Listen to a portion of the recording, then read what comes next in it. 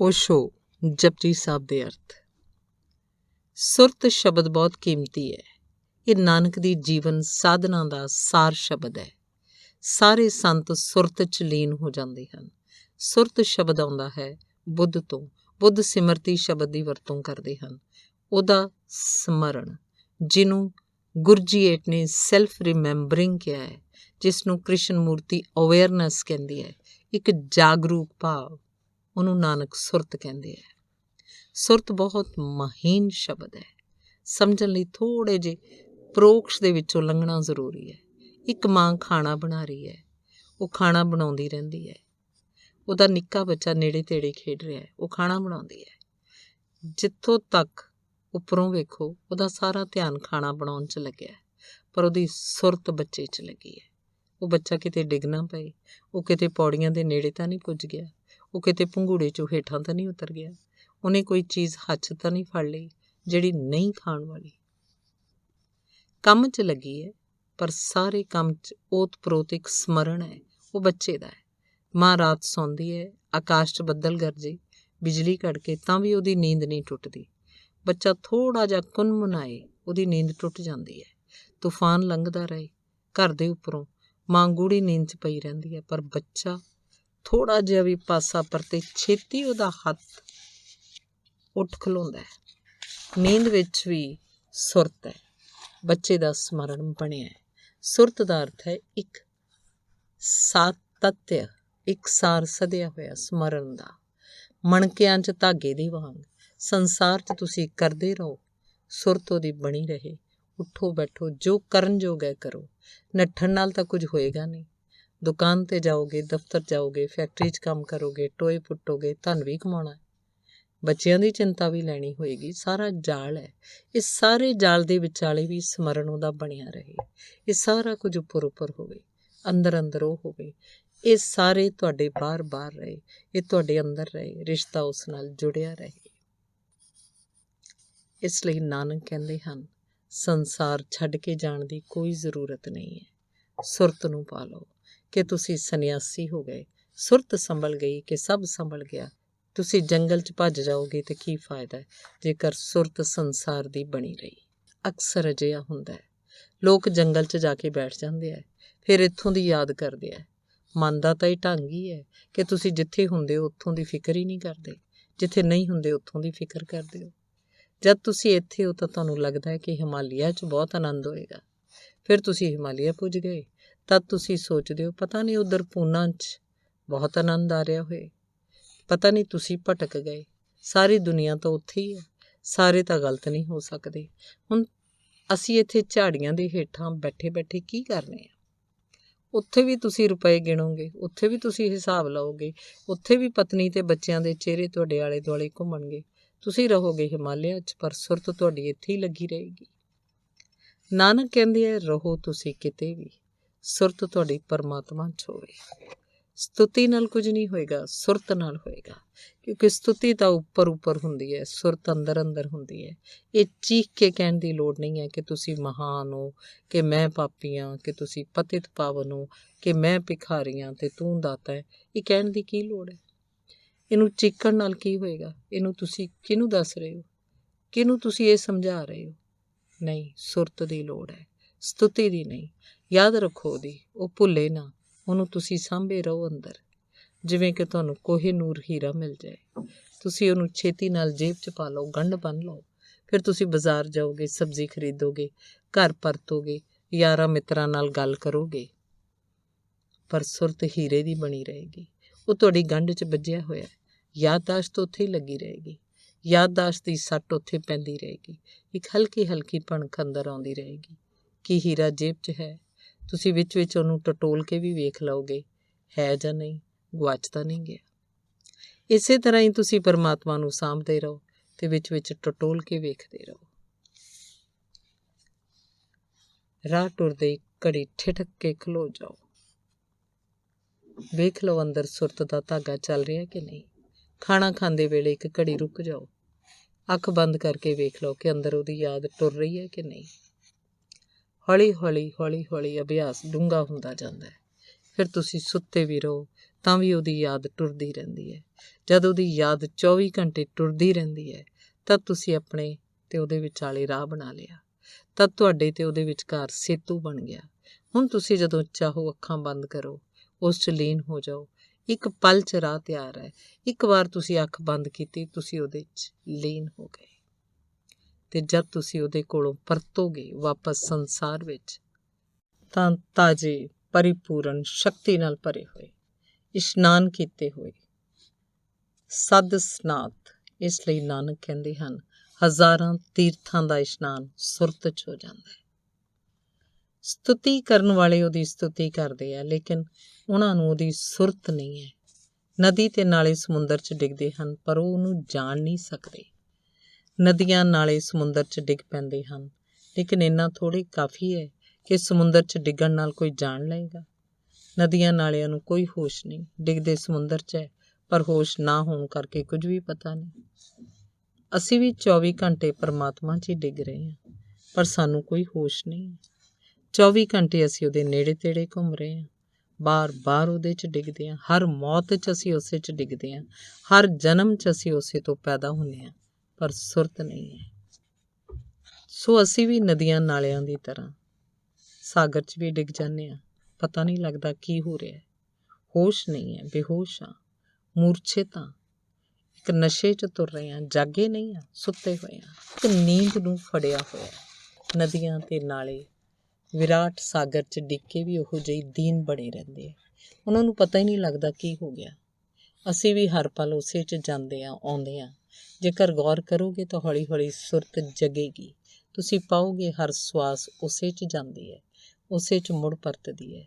ਸਵਾਸ ਬਾਹਰ ਜਾਂਦੀ ਹੈ, ਤਦ ਤੁਸੀਂ ਪਰਮਾਤਮਾ 'ਚ ਗਏ। ਸਵਾਸ ਅੰਦਰ ਮੁੜਦੀ ਹੈ, ਪਰਮਾਤਮਾ ਤੁਹਾਡੇ 'ਚ ਆਇਆ। ਹਰ ਘੜੀ ਸਵਾਸ ਉਹੀ ਛਾ ਜਾਂਦਾ ਹੈ। ਤਦ ਆਨੰਦ ਦਾ ਕੋਈ ਪਾਰਾਵਾਰ ਨਹੀਂ ਹੈ। ਤਦ ਤੁਹਾਡੇ ਜੀਵਨ 'ਚ ਪਹਿਲੀ ਵਾਰ ਧਨਤਾ ਦੀ ਪ੍ਰਤੀਤੀ ਹੋਏਗੀ। ਤਦ ਤੁਸੀਂ ਕਹਿ ਸਕੋਗੇ ਪੂਰਨ ਭਾਵ ਦੇ ਨਾਲ, ਤੇਰੀ ਅਨੁਕੰਪਾ ਹੈ।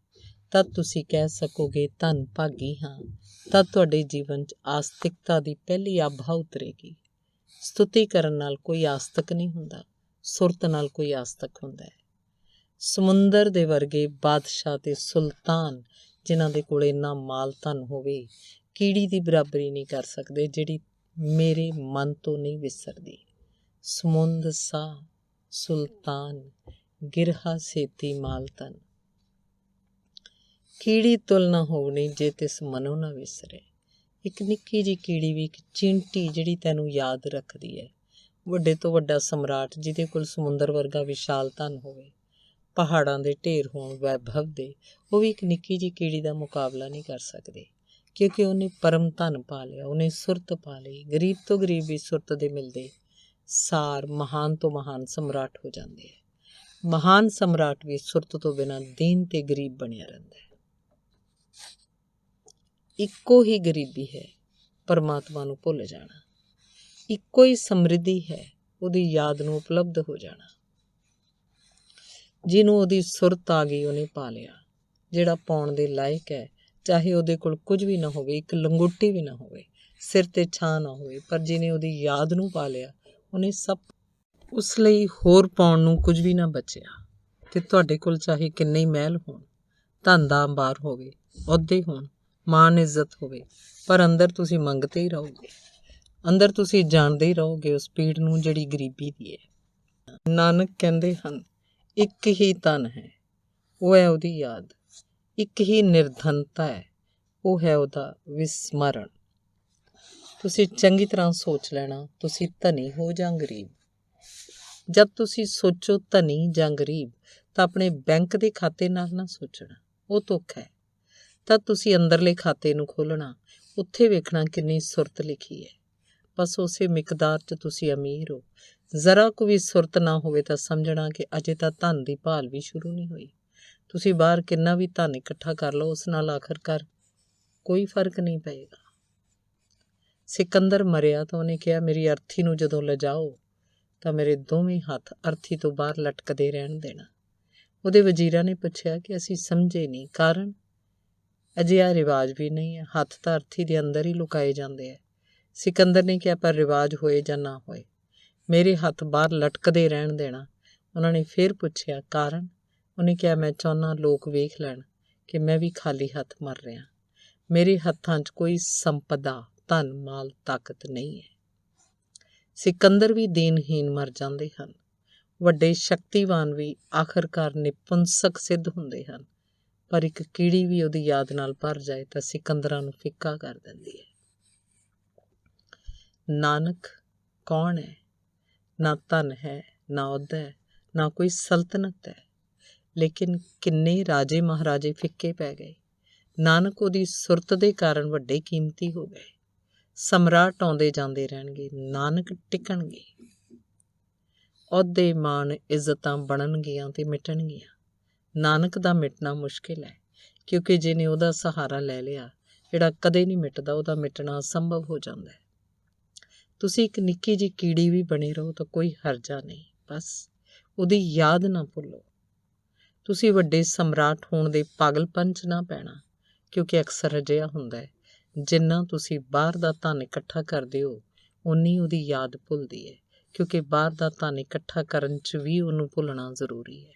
ਤੁਸੀਂ ਉਹਨੂੰ ਯਾਦ ਰੱਖੋਗੇ ਤਾਂ ਬਾਹਰ ਦਾ ਧਨ ਕਿਵੇਂ ਇਕੱਠਾ ਕਰੋਗੇ? ਬਾਹਰ ਦਾ ਧਨ ਮਿੱਟੀ ਮਾਲੂਮ ਹੋਏਗਾ। ਮਿੱਟੀ ਨੂੰ ਕੋਈ ਇਕੱਠਾ ਕਰਦਾ? ਜਿਹਦੇ ਕੋਲ ਉਹਦੀ ਯਾਦ ਹੈ, ਉਹ ਬਾਹਰਲੀ ਮਾਣ ਇੱਜ਼ਤ ਦੀ ਚਿੰਤਾ ਹੀ ਨਹੀਂ ਕਰੇਗਾ, ਕਿਉਂਕਿ ਉਹਦੇ ਵਿੱਚ ਕੋਈ ਸਾਰ ਹੀ ਨਹੀਂ ਹੈ।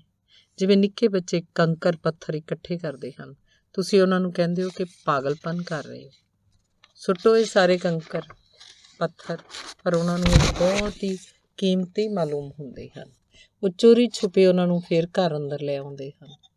ਰਾਤ ਮਾਂ ਨੂੰ ਫਿਰ ਉਹਨਾਂ ਦੀਆਂ ਜੇਬਾਂ 'ਚੋਂ ਉਹੀ ਪੱਥਰ ਕੱਢਣੇ ਪੈਂਦੇ ਹਨ, ਲੇਕਿਨ ਇਹੀ ਬੱਚਾ ਕੱਲ੍ਹ ਵੱਡਾ ਹੋ ਜਾਏਗਾ, ਇਹਦੀ ਸਮਝ ਜਗੇਗੀ, ਪ੍ਰੌੜਤਾ ਆਏਗੀ, ਫਿਰ ਉਹ ਪੱਥਰਾਂ ਨੂੰ ਇਕੱਠਾ ਨਹੀਂ ਕਰੇਗਾ।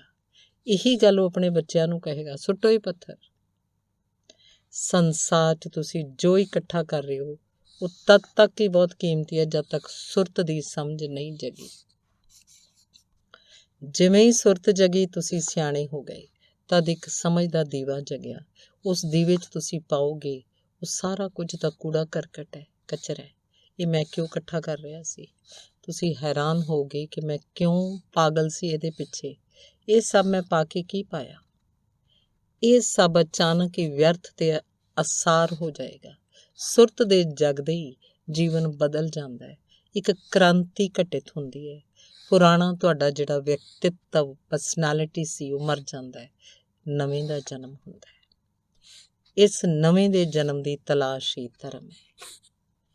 ਇਹਨੂੰ ਤੁਸੀਂ ਸੋਚਣਾ, ਇਹਨੂੰ ਤੁਸੀਂ ਮਨਨ ਕਰਨਾ, ਇਹਨੂੰ ਤੁਸੀਂ ਵਿਚਾਰਨਾ ਕਿ ਤੁਹਾਡੇ ਅੰਦਰ ਕਿਤੇ ਵੀ ਸੁਰਤ ਦੇ ਲਈ ਥੋੜ੍ਹੀ ਜਿਹੀ ਥਾਂ ਹੈ, ਕੋਈ ਕੋਨਾ। ਤੁਹਾਡੇ ਅੰਦਰ ਕੋਈ ਮੰਦਰ ਹੈ ਜਿੱਥੇ ਸੁਰਤ ਗੂੰਜਦੀ ਹੈ। ਤੁਹਾਡੇ ਅੰਦਰ ਸੁਰਤ ਦਾ ਸੁਰ ਟੁਰਦਾ ਹੈ। ਤੁਹਾਨੂੰ ਉਹਦੀ ਯਾਦ ਬਣੀ ਰਹਿੰਦੀ ਹੈ, ਜਾਂ ਤੁਸੀਂ ਭੁੱਲ ਜਾਂਦੇ ਹੋ, ਜਾਂ ਤੁਸੀਂ ਉਹਨੂੰ ਯਾਦ ਹੀ ਨਹੀਂ ਕਰਦੇ। ਇਹਦਾ ਜੇਕਰ ਤੁਸੀਂ ਵਿਚਾਰ ਵੀ ਕਰਨ ਲੱਗੇ, ਇਸ ਉੱਤੇ ਜੇਕਰ ਤੁਸੀਂ ਸੋਚਣ ਵੀ ਲੱਗੇ, ਤਾਂ ਇਹ ਸੋਚਣਾ ਤੇ ਵਿਚਾਰਨਾ ਹੀ ਉਹਦੀ ਸੁਰਤ ਬਣਨ 'ਚ ਕਾਰਨ ਹੋ ਜਾਏਗਾ। ਕਿਉਂਕਿ ਜਿਵੇਂ ਜਿਵੇਂ ਤੁਸੀਂ ਵਿਚਾਰੋਗੇ, ਆਖਰ ਤੁਸੀਂ ਉਸੇ ਨੂੰ ਵਿਚਾਰੋਗੇ। ਜਿਵੇਂ ਜਿਵੇਂ ਤੁਸੀਂ ਯਾਦ ਕਰੋਗੇ, ਤੁਸੀਂ ਇਹ ਵੀ ਸੋਚੋਗੇ ਕਿ ਮੇਰੇ 'ਚ ਉਹਦੀ ਯਾਦ ਨਹੀਂ ਹੈ, ਤਾਂ ਵੀ ਉਹਦੀ ਯਾਦ ਆਏਗੀ। ਅਤੇ ਇਹ ਯਾਦ ਆਉਂਦੀ ਰਹੇ, ਹੌਲੀ ਹੌਲੀ ਤੁਹਾਡੇ ਅੰਦਰ ਸੱਟ ਵੱਜਦੀ ਰਹੇ, ਤਾਂ ਨਿਸ਼ਾਨ ਡੂੰਘਾ ਬਣ ਜਾਂਦਾ ਹੈ। ਪੱਥਰ ਉੱਤੇ ਵੀ ਨਿਸ਼ਾਨ ਬਣ ਜਾਂਦਾ ਹੈ।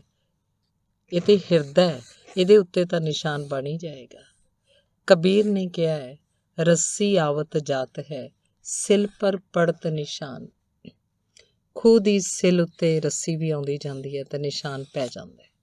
ਸੁਰਤ ਦੀ ਰੱਸੀ ਜੇਕਰ ਤੁਹਾਡੇ ਹਿਰਦੇ 'ਤੇ ਆਉਂਦੀ ਜਾਂਦੀ ਰਹੇਗੀ ਤਾਂ ਪੱਥਰ 'ਤੇ ਨਿਸ਼ਾਨ ਬਣ ਜਾਂਦੇ ਆ, ਤਾਂ ਹਿਰਦੇ 'ਤੇ ਕਿਉਂ ਨਹੀਂ ਬਣੇਗਾ? ਹਿਰਦੇ ਉੱਤੇ ਵੀ ਨਿਸ਼ਾਨ ਪੈ ਜਾਏਗਾ। ਹਿਰਦੇ ਤੋਂ ਨਰਮ ਤਾਂ ਇਸ ਜਗਤ ਵਿੱਚ ਕੁਝ ਵੀ ਨਹੀਂ। ਬਸ ਇੰਨਾ ਚਾਹੀਦਾ ਕਿ ਸੁਰਤ ਦੀ ਰੱਸੀ ਆਉਂਦੀ ਜਾਂਦੀ ਰਹੇ। ਧੰਨਵਾਦ।